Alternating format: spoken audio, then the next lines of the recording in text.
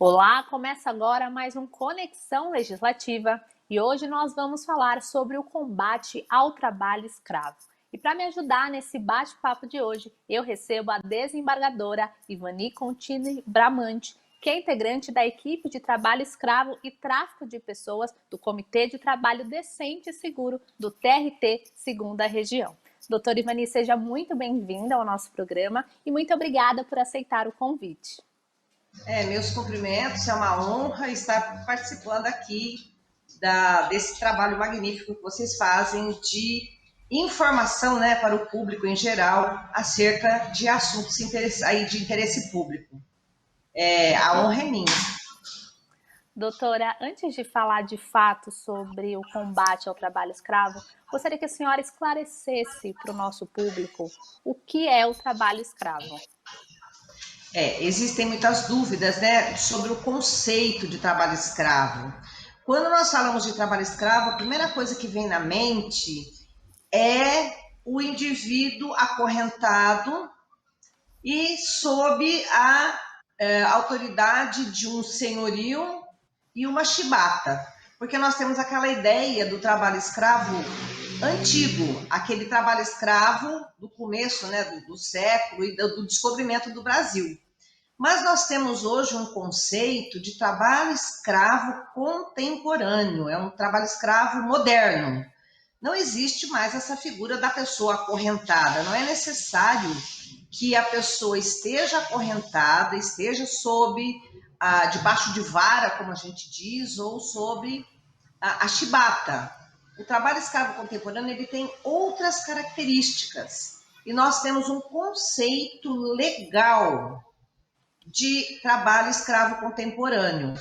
Nós temos uma convenção internacional da Organização Internacional do Trabalho, que é a Convenção 29.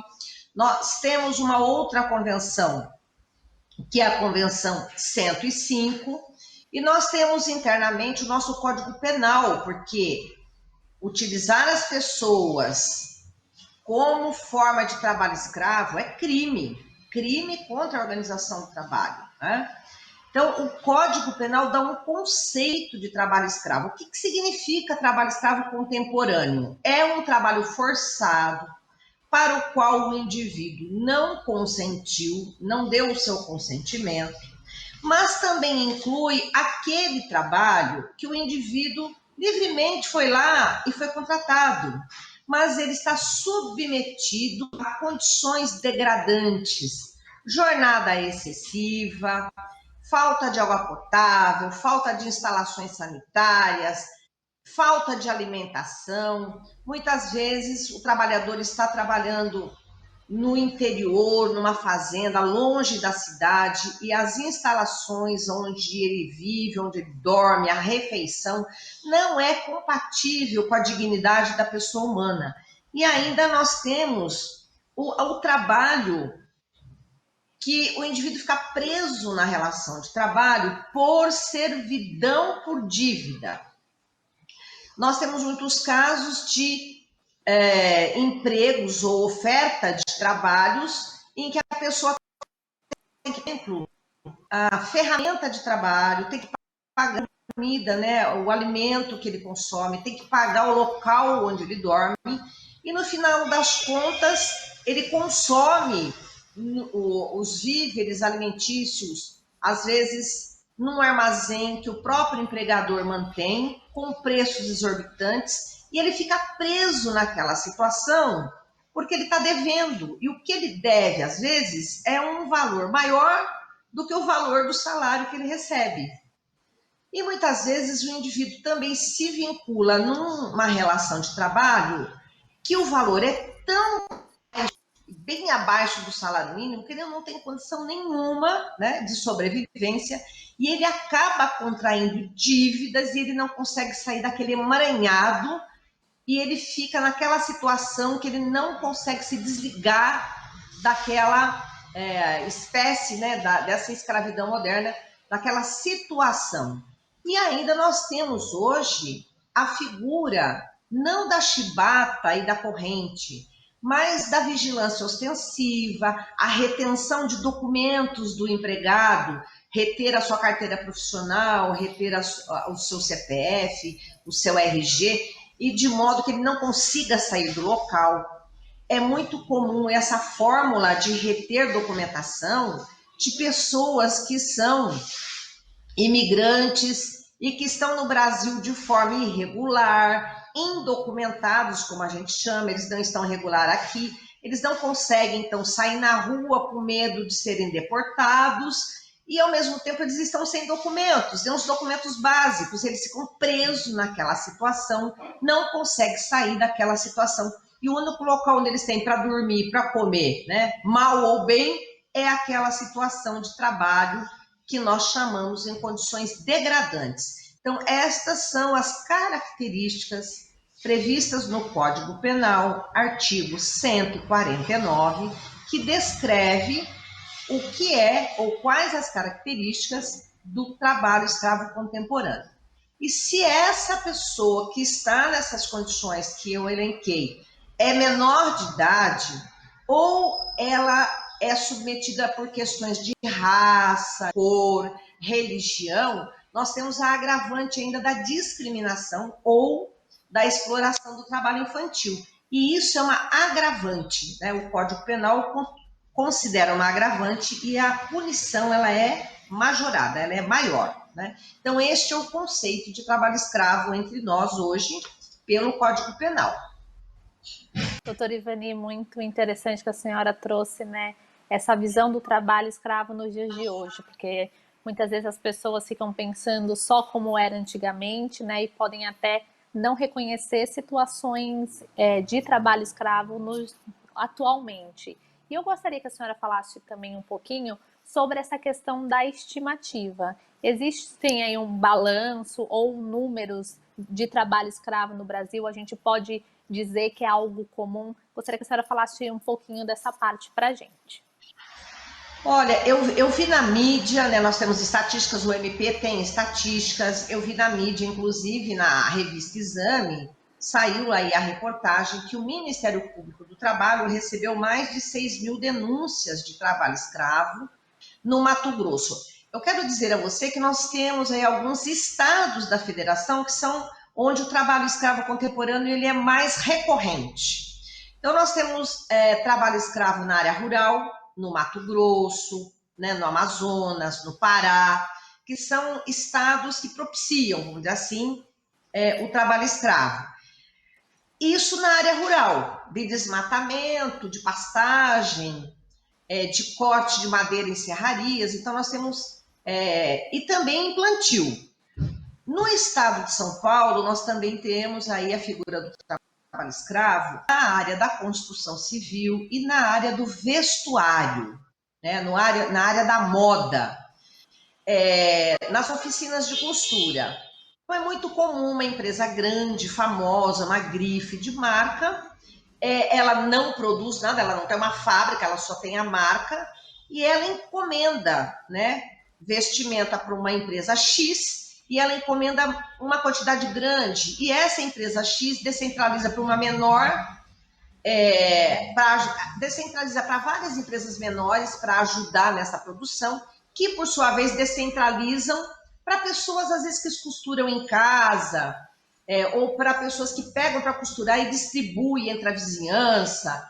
E na ponta da cadeia com essa descentralização produtiva, nós vamos encontrar lá na ponta da cadeia os bolivianos, né, costurando, que às vezes eles estão irregular aqui no país, ou então nós vamos encontrar pessoas imigrantes que não estão documentadas, ou até pessoas imigrantes que estão documentadas, mas estão sem condições de sobrevivência e se vinculam em qualquer relação de trabalho que lhe dê um mínimo possível, né? Porque eles não têm onde ficar, onde morar, onde comer, e se submetem a essas condições. E no final das contas, eles costuram lá por um preço da peça muito baixinho, tem que trabalhar demais para ganhar menos que um salário mínimo às vezes, trabalhar 10, 12 horas, 15 horas, 20 horas, e o só fato dessa condição da jornada exaustiva, por exemplo, e o preço ínfimo do valor da peça já configuraria aí a submissão à condição análoga de escravo.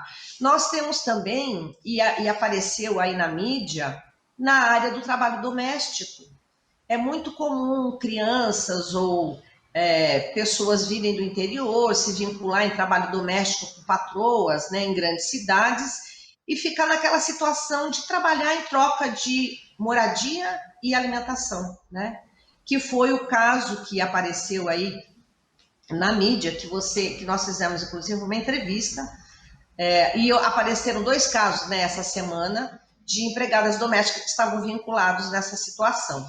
Então, são mais ou menos essas as características e os estados que mais são recorrentes na questão do trabalho escravo.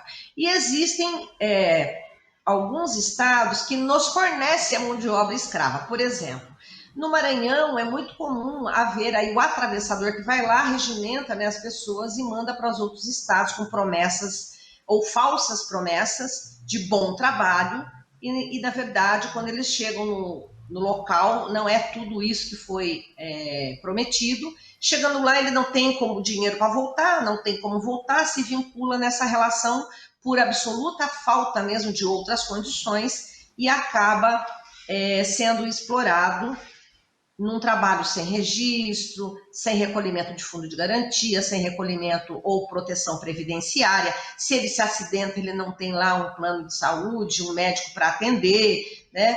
E tem aquela questão que nós chamamos de política de barracão, né?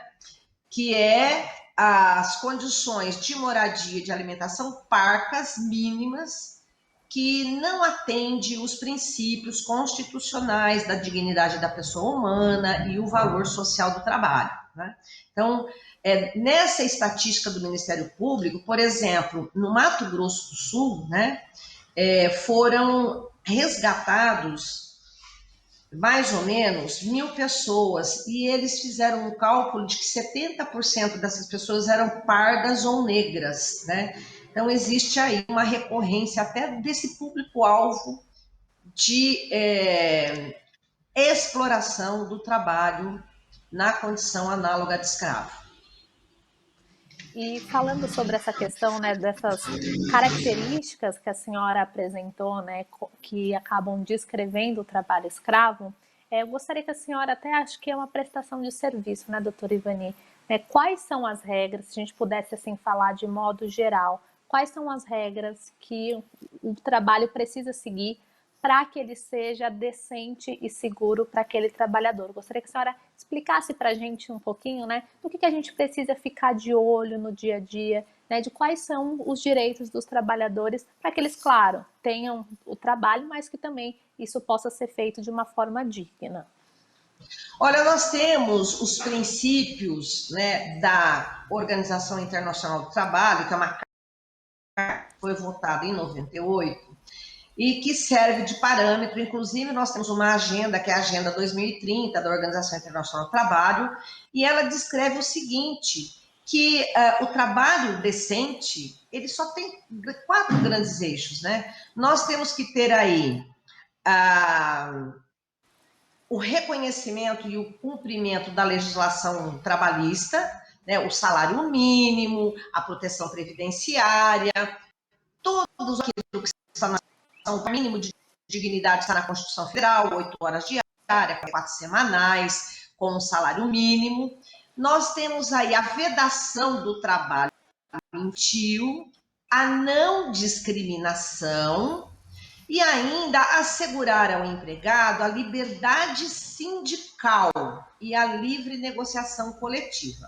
Chegou-se à conclusão que se não houver trabalho infantil e, portanto, a criança estiver na escola, nós estamos formando o homem do amanhã com conhecimento e capacitação para trabalhar. Se não houver discriminação de qualquer espécie, seja por conta de raça, cor, religião, se é homem, se é mulher, não importa a naturalidade, onde nasceu, que país que nasceu, né? Se é japonês, se é francês. Então, se não houver discriminação, se não explorarmos o trabalho infantil, se houver o cumprimento da legislação, no mínimo indispensável, previsto na Constituição Federal, e se for assegurado ao empregado se reunir em sindicatos para, com sua voz e voto, melhorar na negociação coletiva as suas condições de trabalho, nós estaríamos dentro de um patamar mínimo de dignidade.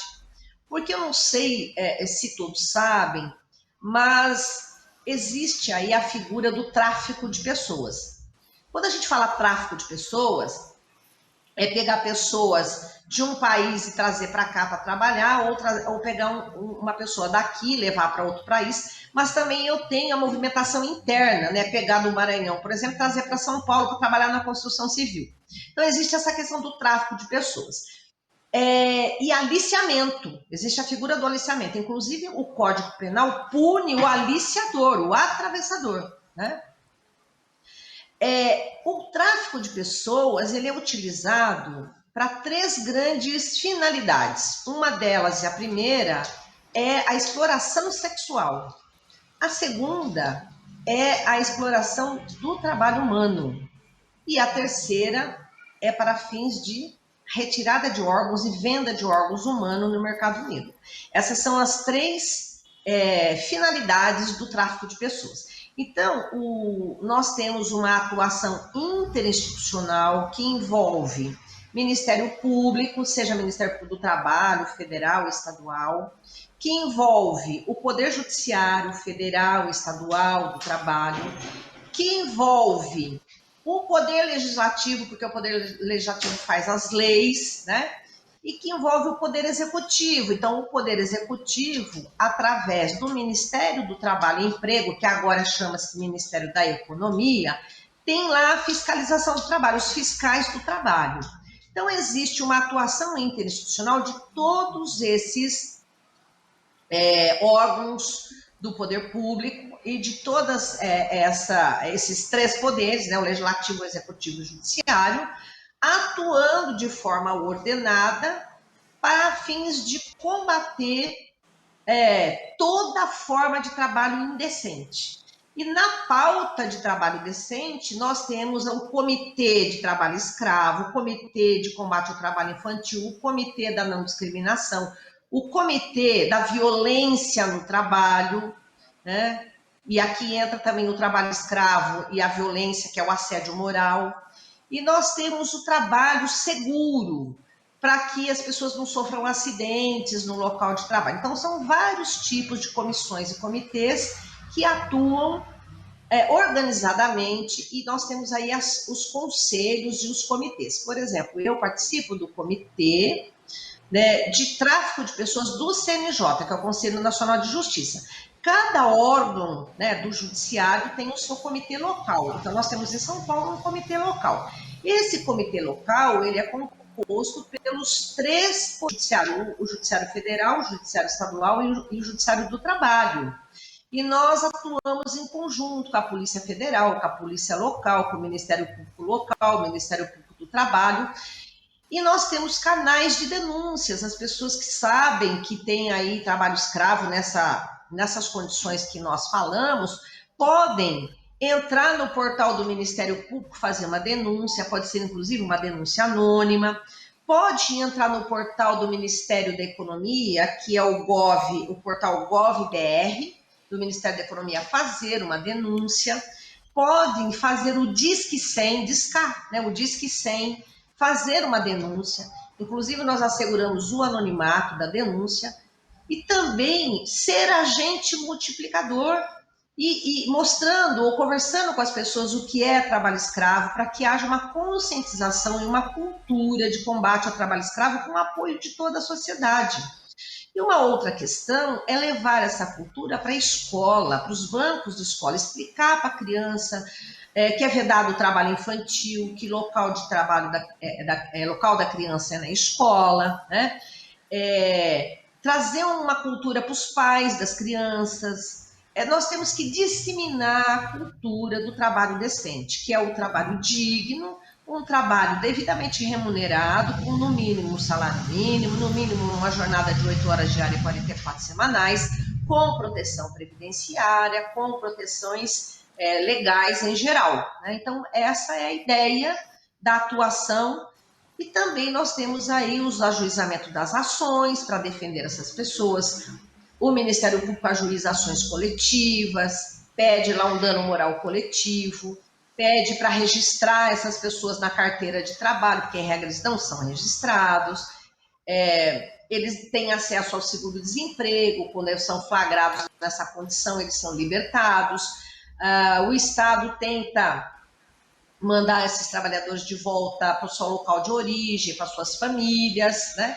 Ou até mesmo fazer composições com o Ministério do Trabalho e Emprego, ou com instituições para capacitar essas pessoas, dar a elas uma profissão e fazer uma inserção no mundo do trabalho, agora no mundo do trabalho formal, decente, né? Então é todo um trabalho que envolve todos os órgãos do Poder Judiciário, Legislativo e Executivo, e ainda a Defensoria Pública, e nós contamos às vezes com apoios de ONGs também da sociedade. Por exemplo, nós temos aqui em São Paulo 2 instituições ligadas evidentemente com a igreja.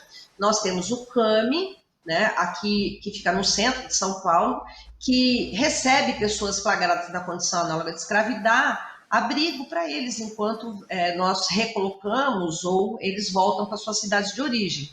E nós temos também o Missão Paz, do padre Per Paulo, que cuida dessa questão do apoio, né, logístico no combate ao trabalho escravo.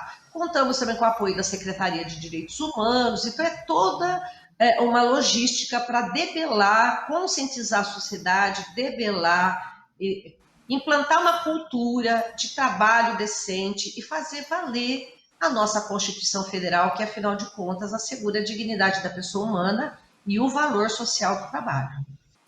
E pegando o gancho, doutora, nessa parte que a senhora trouxe, né, dessa junção dos poderes justamente para cuidar e olhar para essa causa que a gente sabe que tem tanto impacto na sociedade, né? Nós temos a Lei Estadual 14.946 de 2003, que aí, quando as empresas são flagradas com trabalho escravo, elas têm a inscrição do ICMS cancelada. A gente tem também o Dia Nacional de Combate ao Trabalho Escravo, que são aí ações na tentativa de trazer esse assunto para a nossa sociedade, né, para que a gente entenda cada vez melhor sobre isso. Então, gostaria que a senhora falasse um pouco, né, da importância de ter ações, políticas públicas e legislações que tratem dessa causa, e justamente para que as pessoas possam entender o que é o trabalho escravo e se conhecer, de repente, alguém que está nessa situação ou tiver aí uma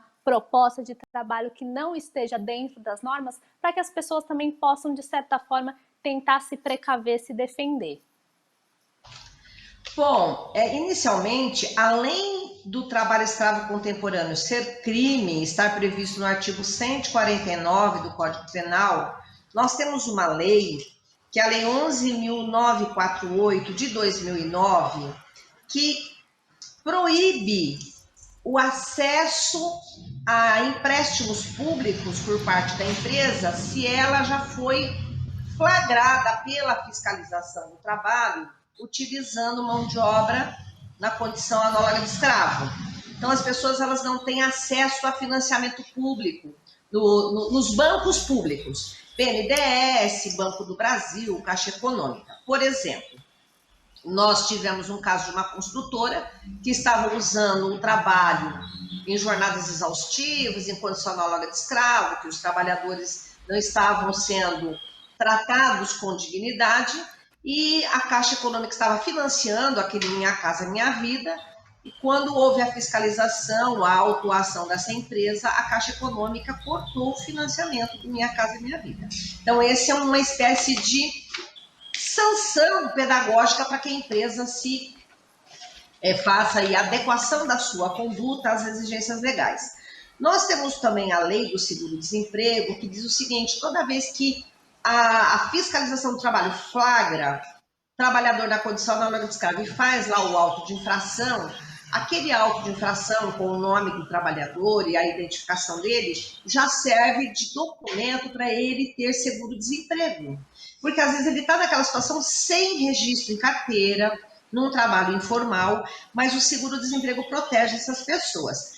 Às vezes essas pessoas elas têm que ser remetidas de volta para o seu estado de origem. Às vezes elas são do Maranhão, do Piauí, de outro estado, estão trabalhando aqui em São Paulo. E nós tentamos também encaixar essas pessoas dentro do programa do Bolsa Família, que é um tipo de proteção que é dada também a esses trabalhadores, né?